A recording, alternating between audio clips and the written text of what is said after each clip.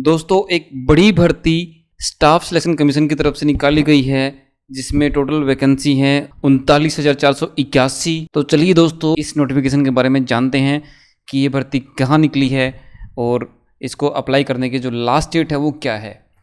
तो दोस्तों ये नोटिफिकेशन है स्टाफ सिलेक्शन कमीशन कर्मचारी चयन आयोग भारत सरकार की तरफ से। इसकी जो वेबसाइट है ssc.gov.in और जो नोटिफिकेशन पब्लिकेशन की जो डेट है वो है 5/9/2024। और ये दोस्तों नोटिस है constable GD in CAPFs, SSF, rifleman GD in Assam rifles and sepoy in narcotics control bureau examination 2025। तो दोस्तों इसकी जो लास्ट डेट है अप्लाई करने की वो है 14/10/24 और जो फीस पेमेंट की जो लास्ट डेट है वो है 15 अक्टूबर 2024 और जो करेक्शन की विंडो का जो टाइम दिया गया है वो है 5 नवंबर से 7 नवंबर तक। और जो सीबीटी है इसका जो टेंटेटिव शेड्यूल है सीबीटी का वो है जनवरी या फरवरी 2025। तो दोस्तों ये नोटिफिकेशन है जिसमें कांस्टेबल जीडी की 39,481 वैकेंसी एसएससी की तरफ से निकाली गई हैं। ये डिटेल्ड नोटिफिकेशन मैं आपके साथ शेयर कर रहा हूँ। Application forms will be accepted through online mode only, यानी कि application form only online mode से ही सबमिट कर सकते हैं। उसके अलावा कोई भी मोड से एप्लीकेशन फॉर्म एक्सेप्ट नहीं किए जाएंगे। और जो सीबीटी है वो कमीशन के द्वारा 13 रीजनल लैंग्वेजेस में कंडक्ट करवाया जाएगा। हिंदी और इंग्लिश के अलावा 13 रीजनल लैंग्वेजेज में ये एग्ज़ाम करवाया जाएगा। और वो 13 लैंग्वेज हैं असमीज, बंगाली, गुजराती, कन्नड़, कोंकणी, मलयालम, मणिपुरी, मराठी, उड़िया, पंजाबी, तमिल, तेलुगु और उर्दू। हिंदी एंड इंग्लिश के अलावा ये एग्ज़ाम 13 रीजनल लैंग्वेजेज में भी करवाया जाएगा। तो दोस्तों अगर बात करें पे स्केल की, सैलरी की, तो लेवल 1 रहेगा। लेवल 1 जो 7th पे कमीशन का है उसमें जो बेसिक रहेगी वो रहेगी स्टार्टिंग की 18,000 रुपये। ये रहेगा लेवल 1 सिपोई के लिए इन एनसीबी। और जो पे लेवल 3 है जिसका स्टार्टिंग बेसिक है 21,700, ये रहेगा फॉर ऑल अदर पोस्ट। तो दोस्तों डिटेल्स ऑफ वैकेंसी यहाँ पर दी गई हैं। तो यहाँ पर फोर्स मेंशन करी गई है BSF, CISF, CRPF, SSB, ITBP, AR, SSF और एनसीबी। बीएसएफ की टोटल वैकेंसी हैं वो हैं 15,654, सीआईएसएफ की हैं 7,145, सीआरपीएफ की टोटल वैकेंसी हैं 11,541, एसएसबी की हैं 819, आईटीबीपी की हैं 3,017 और जो एआर की हैं 1,248, एसएसएफ की हैं 35 और एनसीबी की वैकेंसी इसमें है 22। दोस्तों कैटेगरी वाइज और जो मेल फीमेल वाइज वैकेंसी जो दी गई हैं वो आप वीडियो को पॉज करके देख सकते हैं, या जो नोटिफिकेशन है वो मैं वीडियो के डिस्क्रिप्शन में भी डाल दूंगा और कमेंट बॉक्स में भी आपको इसका लिंक मिल जाएगा, वहाँ से आप डिटेल्ड नोटिफिकेशन डाउनलोड कर सकते हैं।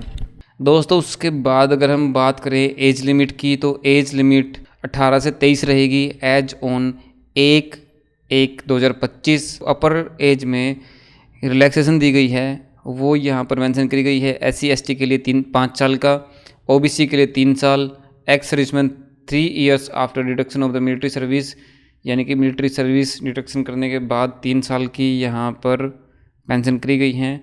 Children and dependents of victims killed in the 1984 rights और कम्युनल राइट्स ऑफ 2002 इन गुजरात। ये जनरल यानी कि अनरिजर्व और EWS कैटेगरी के लिए है, ये है 5 साल। उसके बाद है children and dependents of victims killed in the 1984 rights और कम्युनल राइट्स ऑफ 2002 इन गुजरात। ये OBC कैटेगरी के लिए है, ये 8 साल है। सेम यहाँ पर SC ST के लिए 10 साल की एज में रिलैक्सेशन यहाँ पर दी गई है। दोस्तों बात करें एजुकेशनल क्वालिफिकेशंस की, एज ऑन 1/1/2025 यानी कि 1 जनवरी 2025 को जो क्वालिफिकेशन है उनका क्राइटेरिया रखा गया है मैट्रिक पास यहाँ पर क्राइटेरिया रखा गया है। दोस्तों यहाँ पर दिया गया है हाउ टू अप्लाई, यानी कि इन पोस्ट के लिए अप्लाई कैसे करना है। तो दोस्तों यहाँ पर जो है साफ साफ बताया गया है कि जो कैंडिडेट अप्लाई करना चाह रहा है उसको 1 टाइम रजिस्ट्रेशन करना पड़ेगा नई वेबसाइट पर, जो कि है ssc.gov.in। इसकी जो पहले वेबसाइट थी एसएससी की वो थी ssc.nic.in। इस वेबसाइट पर जो OTR था आपका वो अब नहीं चलेगा। आपको ssc.gov.in पर अपना नया OTR यानी कि वन टाइम रजिस्ट्रेशन करना पड़ेगा, जो आगे की हर भर्ती के लिए वैलिड रहेगा। उसके बाद ही आप इसके लिए अप्लाई कर पाएंगे। दोस्तों, अगर एप्लीकेशन फ़ी की बात करें तो एप्लीकेशन फ़ीस रहेगी 100 रुपये। Women candidates and candidates belonging to SC, ST and ex serviceman eligible for reservation are exempted from payment of fee. यानी कि वुमेन, SC, ST और एक्स सर्विसमैन जो कैंडिडेट रिजर्वेशन के लिए एलिजिबल है उनकी कोई भी फ़ीस यहाँ पर नहीं लगेगी। और जो फ़ीस है वो आप भीम UPI से, नेट बैंकिंग या फिर वीज़ा, मास्टर कार्ड, मास्ट्रो, रुपए डेबिट कार्ड से कर सकते हैं। फ़ीस डिपॉजिट करने की जो लास्ट डेट है वो है 15 अक्टूबर 2024। ऑनलाइन मोड में आप फ़ीस जमा करवा सकते हैं। दोस्तों, करेक्शन के लिए यहाँ पर चार्ज कमीशन की तरफ से रखा गया है। यानी कि अगर आप पहली बार करेक्शन करते हैं तो पहली बार करेक्शन करने के लिए आपको 200 रुपये कमीशन को पे करने पड़ेंगे। अगर उसके बाद आप रीसबमिट करते हैं करेक्शन के लिए तो उसके बाद आपको 500 रुपये कमीशन को पे करने पड़ेंगे फॉर द सेकंड टाइम। दोस्तों, अगर बात करें सेंटर ऑफ एग्जामिनेशन की तो सेंटर यहाँ पर दिए गए हैं। इसको आप वीडियो को पॉज करके देख सकते हैं या डिटेल्ड नोटिफिकेशन मैं वीडियो के डिस्क्रिप्शन में डाल दूंगा, वहाँ से भी आप एग्ज़ाम सेंटर्स को देख सकते हैं। कैंडिडेट्स को जो है 3 सेंटर चूज करने हैं इन ऑर्डर ऑफ प्रायोरिटी। यानी कि प्रायोरिटी में आपको 3 सेंटर चूज करने हैं within the same region. यानी कि एक रीजन में आपको प्रायोरिटी के हिसाब से 3 सेंटर चूज करने पड़ेंगे। उसके बाद सेंटर चेंज करने की कोई भी रिक्वेस्ट आपकी कंसिडर नहीं की जाएगी। दोस्तों, स्कीम ऑफ एग्ज़ाम की अगर हम बात करें तो यहाँ पर मेंशन करी गई है जो आपका कंप्यूटर बेस्ड एग्जाम होगा। CBE will consist of 1 objective type paper containing 80 questions carrying 2 marks each with the following composition. यानी कि आपका जो कंप्यूटर बेस्ड एग्जाम होगा उसमें MCQ बेस्ड होगा वो, और उसमें 80 MCQ होंगे और एक क्वेश्चन का एक MCQ के 2 मार्क्स यहाँ पर रखे गए हैं। तो इसमें 4 पार्ट हैं, part A, part B, part C और पार्ट D।